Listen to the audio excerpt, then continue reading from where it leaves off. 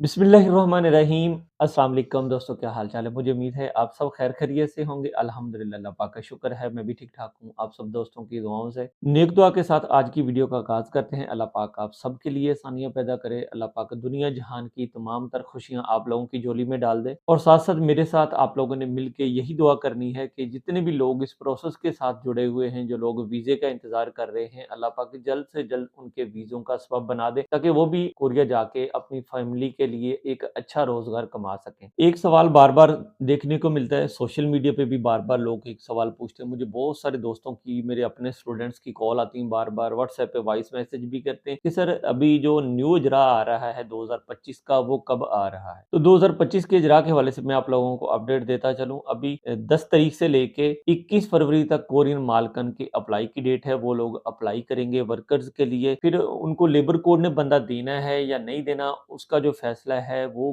11 मार्च को मतलब कि आ जाएगा कि भई इस बंदे को वर्कर देना है, इस फैक्ट्री को या इस कंपनी को वर्कर नहीं देना। तो इसमें दोस्तों मैन्युफैक्चरिंग के हवाले से जितने भी शोबे हैं, उसमें जितने भी बच्चों के अजरा होंगे, मतलब जिन भी ममालिक के, ये सबके लिए एक ही तरह का शेड्यूल होगा। ये नहीं है कि भई हर कंट्री का शेड्यूल जो है वो अलग-अलग होगा, सबके लिए एक ही तरह का शेड्यूल होगा। मैन्युफैक्चरिंग में जितनी भी कैटेगरी आ जाती हैं, उनकी तारीखें जो हैं वो 12, 13, 14 और उसके बाद 17, 18 तारीख आ जाती है। मतलब इन डेटों में मैन्युफैक्चरिंग के लोगों के अजरा होंगे। पहले ऐसा होता था कि पहले जब अजरा आता था तो उसके लिए आप लोगों को 3 डेट्स मिलती थी, मतलब कि 3 दिन सिर्फ मालकन जो है वो अपने वर्कर को हायर करने के लिए एप्लीकेशन वगैरह दे सकते थे।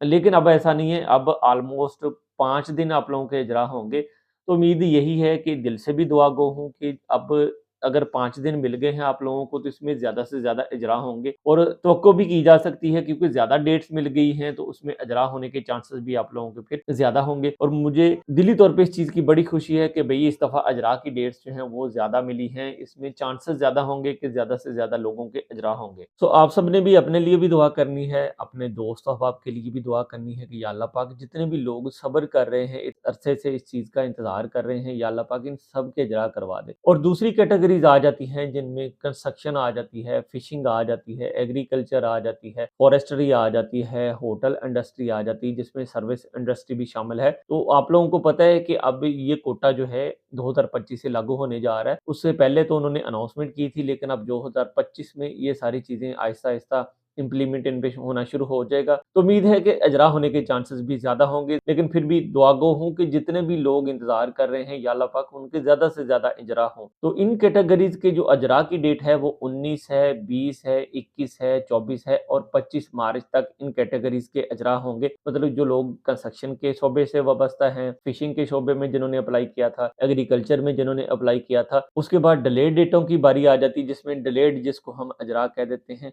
तो उसकी 27 और 28 मार्च है। उसमें कोई ज़्यादा अजरा नहीं होते, मसलन कि कम ही होते हैं। लाइक जिस तरह किसी भी कोई इमरजेंसी की सूरत में या कोई बंदा रह जाता है जिसको उन्होंने वर्कर नहीं दिया होता, तो उसको डिलेड डेटों में शामिल किया जाता है। सो मुझे उम्मीद है कि आज की वीडियो से आप लोगों को काफ़ी ज़्यादा इस्तेफ़ादा होगा। कोशिश करिएगा वीडियो को लाइक ज़रूर करें और अपने दोस्त अहबाब के साथ इसको लाज़मी शेयर करें। मुझे अपनी दुआओं में याद रखिएगा। नेक्स्ट किसी वीडियो में मुलाकात होगी। अल्लाह निगहबान।